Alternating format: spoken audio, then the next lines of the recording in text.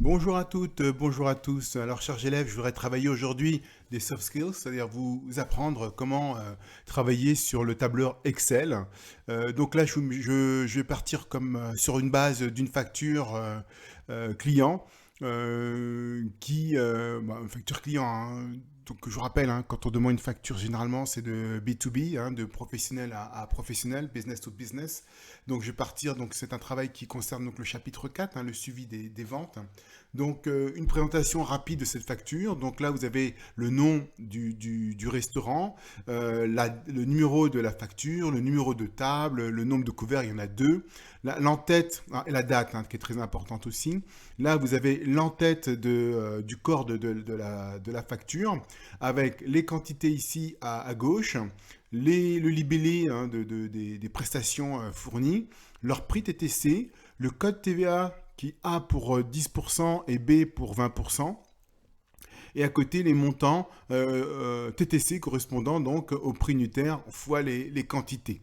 Et en dessous, donc, vous avez le pied de facture qui reprend donc la somme des informations concernant les prestations ci-dessus. Donc, vous avez ici les taux de TVA, donc la somme des hors-taxes correspondant au taux de 10% et la somme des produits imposés au taux de 20%. Et là, vous avez leur montant de TVA, le total de la TVA, donc 27,55 plus 5, et là, le total TTC qui est repris ici, le net à payer, donc inversé par le client. Là, ici, vous avez l'adresse du restaurateur, ainsi que son code SIRAT et toutes les informations donc, le concernant. Donc là où je veux en venir, c'est effectivement le traitement de texte, le tableur, hein, c'est un document qui va vous permettre d'automatiser les calculs. Alors, vous pouvez très bien aussi l'utiliser comme un traitement de texte en saisissant seulement les informations, mais ce n'est pas vraiment l'objet du tableur, hein. Donc, il est important de savoir l'utiliser et surtout pas l'utiliser comme un traitement de texte, comme je le vois très souvent pendant mes activités.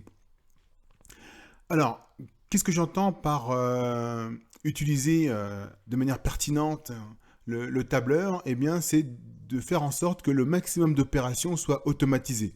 Je vous donne un exemple. Ici, par exemple, je ne vais pas me contenter de taper café, saisir café comme on le ferait tout simplement. Non, j'ai mis en place un menu déroulant ici, où en cliquant dessus, j'ai la liste de tous les produits figurant dans le magasin. Alors, j'ai pris l'exemple d'une dizaine de produits, hein, mais je suppose que le restaurant Les Arômes a beaucoup plus de références. Donc là, par exemple, ben, je clique et puis c'est champagne qui va venir s'afficher. Et je ne sais pas si vous avez remarqué, mais quand je clique sur un produit, vous voyez, le prix change. Et donc le montant TTC change. Et le total, tout change, hein. Si je recommence, hein, je vais prendre par exemple, je remets un menu délice, vous voyez, tout a changé. Donc ça évite, hein, de reprendre sa petite calculatrice, comme je le vois très souvent pendant les TP, où les enfants recalculent à la main. Non, là, l'avantage de l'automatisation, c'est que ça vous permet, une fois que vous modifiez donc un libellé, tac, les calculs se modifient d'eux-mêmes. Si je modifie une quantité, pareil.